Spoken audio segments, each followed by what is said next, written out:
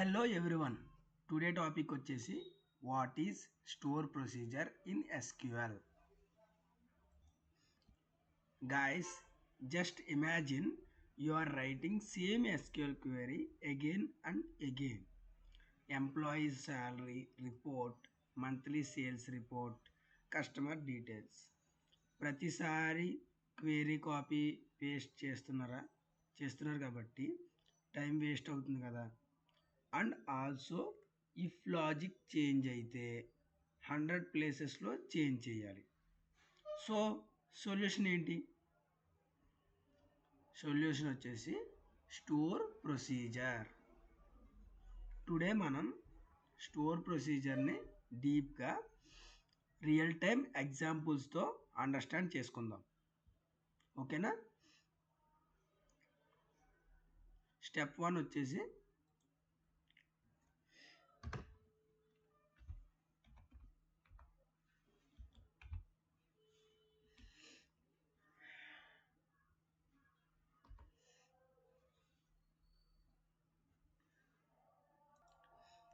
What is store procedure. చూసారు కదా, store procedure అంటే డేటాబేస్లో pre compiled SQL code block. ఒకసారి అబ్జర్వ్ చేయండి. సింపుల్గా చెప్పాలి అంటే ఎస్క్యూఎల్ స్టేట్మెంట్స్ని గ్రూప్ చేసి ఒక నేమ్తో సేవ్ చేసి లేటర్ కాల్ చేసి ఎగ్జిక్యూట్ చేయడం. It is like SQL queries package or one name or use many times. మీకు ఇక్కడ రియల్ లైఫ్ టైం ఎగ్జాంపుల్ ఇస్తాను చూడండి.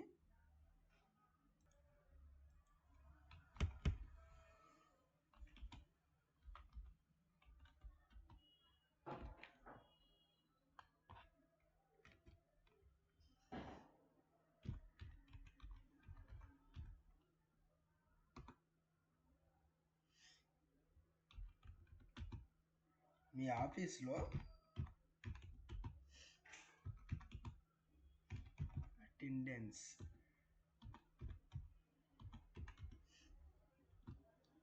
క్యాలిక్యులేట్ చేయాలి.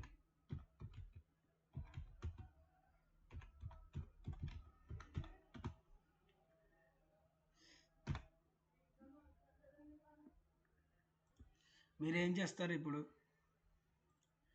ఇలా ఒక క్వెరీ రాస్తారు. Select star from employees where department equal to HR. ఇలా 100 టైమ్స్ రాసి కన్నా you can create one procedure.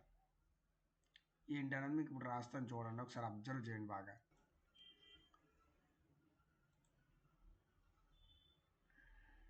ఇలా 100 టైమ్స్ ఒక క్వెరీ రాసి రన్ చేయడం కన్నా you can create one procedure. ఇదే గెట్ HR డీటెయిల్స్, తర్వాత జస్ట్ కాల్ HR డీటెయిల్స్ అని కాల్ గెట్ HR డీటెయిల్స్ అని మీరు అక్కడ సెలెక్ట్ స్టేట్మెంట్లో ఇస్తే మీకు అక్కడ డేటా అంతా డిస్ప్లే అవుతుంది. దీంతో మనకి ఏంటంటే టైం సేవ్ అవుతుంది, ఎర్రర్ రిడక్షన్ అవుతుంది, సెంట్రల్ లాజిక్ కంట్రోల్ అవుతుంది. ఇప్పుడు ఒక సింటాక్స్ రాస్తాను, అబ్జర్వ్ చేయండి ఒకసారి.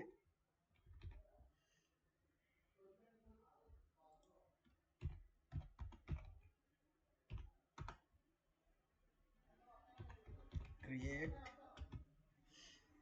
ప్రొసీజర్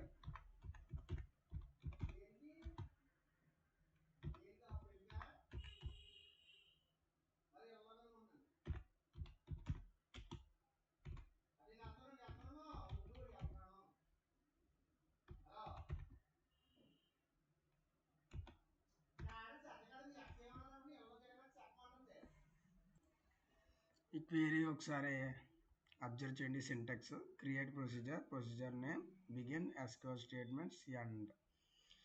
మీకు లైన్ బై లైన్ ఎక్స్ప్లెయిన్ చేస్తాను చూడండి. క్రియేట్ ప్రొసీజర్ అంటే ప్రొసీజర్ క్రియేట్ చేయడం. ప్రొసీజర్ నేమ్ అంటే మీకు ఇక్కడ పేరు ఇవ్వాలి, ప్రొసీజర్ నేమ్ అనేది. బిగిన్ లాజిక్ స్టార్ట్ అవుతుంది మీకు ఇక్కడే. ఎండ్. ఇక్కడ మీకు లాజిక్ అనేది ఎండ్ అయిపోతుంది. ఇదే సింటాక్స్కి మీనింగ్.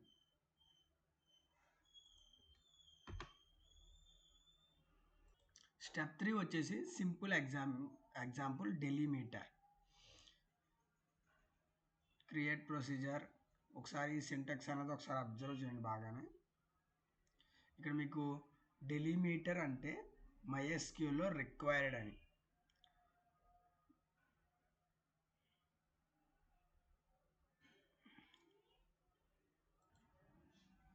ప్రొసీజర్ అంటే గెట్ ఆల్ ఎంప్లాయీస్. సెలెక్ట్ అంటే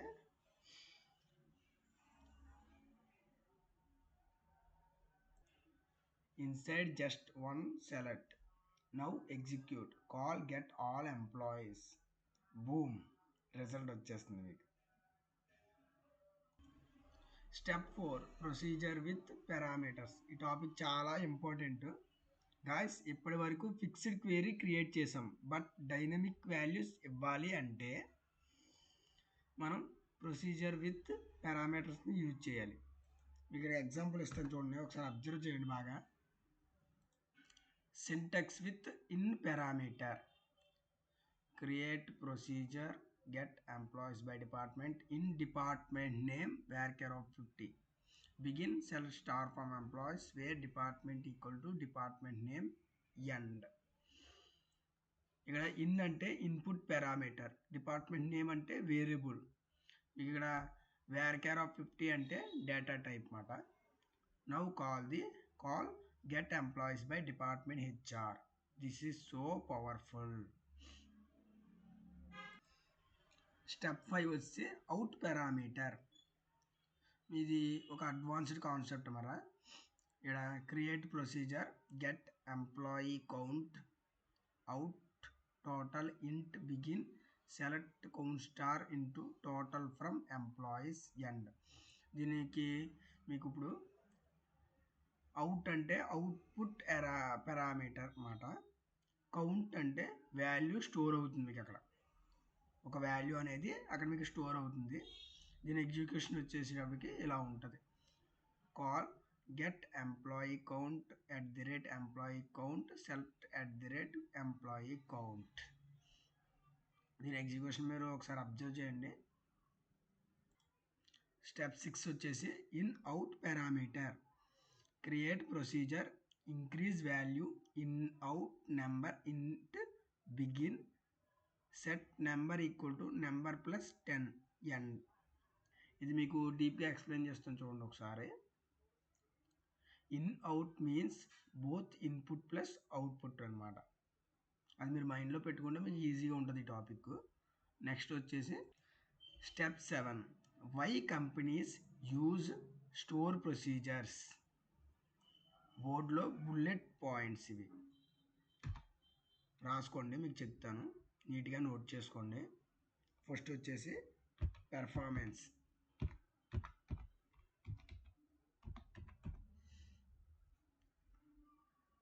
ప్రీ కంపైల్డ్ అన్నమాట. పెర్ఫార్మెన్స్ బ్రాకెట్లో ప్రీ కంపైల్డ్ అని రాసుకోండి. నెక్స్ట్ వచ్చి రీయూజబిలిటీ.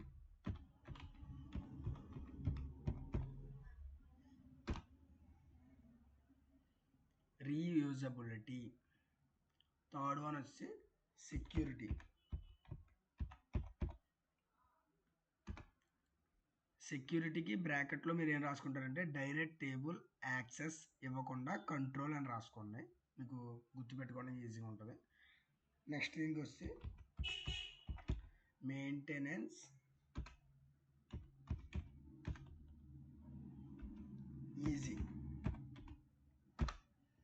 Maintenance easy. తర్వాత పాయింట్ వచ్చేటప్పటికి కాంప్లెక్స్ లాజిక్ గ్రూపింగ్.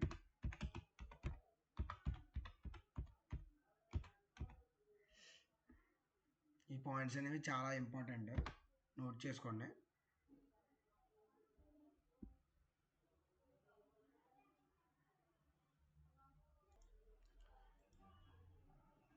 ఇక్కడ పర్ఫార్మెన్స్ అంటే ప్రీ కంపైల్డ్ అని చెప్పాను కదా మీకు. ప్రీ కంపైల్డ్ మీన్స్ ప్రొసీజర్ డేటాబేస్లో స్టోర్ అయి ఉంటుంది. ఫస్ట్ టైం కంపైల్ అవుతుంది, ఆఫ్టర్ దట్ ఫాస్ట్గా ఎగ్జిక్యూట్ అవుతుంది. సో పెర్ఫార్మెన్స్ అనేది ఇంప్రూవ్ అవుతుంది. ఇది బాగా మీరు మైండ్లో పెట్టుకోండి, కొంచెం బాగా ఇంపార్టెంట్ టాపిక్స్ ఇవి. నెక్స్ట్ వచ్చేసి step 8 drop procedure. Procedure name. ఇది చాలా ఇంపార్టెంట్. ఎప్పుడంటే వైల్ మోడిఫైయింగ్ ది డేటా. ఇప్పుడు నేను మిమ్మల్ని కొన్ని ఇంటర్వ్యూ క్వశ్చన్స్ అడుగుతాను, రాసుకోండి ఒకసారి, తర్వాత సాల్వ్ చేసుకున్నారు, ప్రిపేర్ అవుతారు. Stored procedure versus function difference ఏంటి? Can we use select inside procedure? ఇక్కడ రాస్తాను ఒకసారి, మీరు నోట్ చేసుకుందరు. Stored procedure versus function difference ఏంటి? Can we use select inside procedure? What is in out? How performance improve అవుతుంది?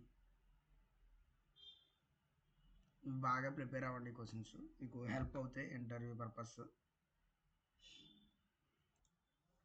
So guys, today మనం store ప్రొసీజర్ని 0 నుండి అడ్వాన్స్డ్ లెవెల్ వరకు చూసాం. మీకు బాగా అర్థమైందని నేను అనుకుంటున్నాను. If you understand clearly, comment procedure master below. మీరు కమెంట్ చేయడం మర్చిపోకండి. ఖచ్చితంగా సబ్స్క్రైబ్ చేయండి. మీకు ఇది బాగా హెల్ప్ అయ్యింది, అర్థమైంది అనుకుంటే చాలామందికి షేర్ చేయండి. నెక్స్ట్ క్లాస్లో we will discuss triggers or functional deep dive. Until then practice చేయండి బాగా, ఎస్క్యూఎల్ ఎక్స్పర్ట్ అవుతారు మీరు బాగా. Thank you. Skill to income.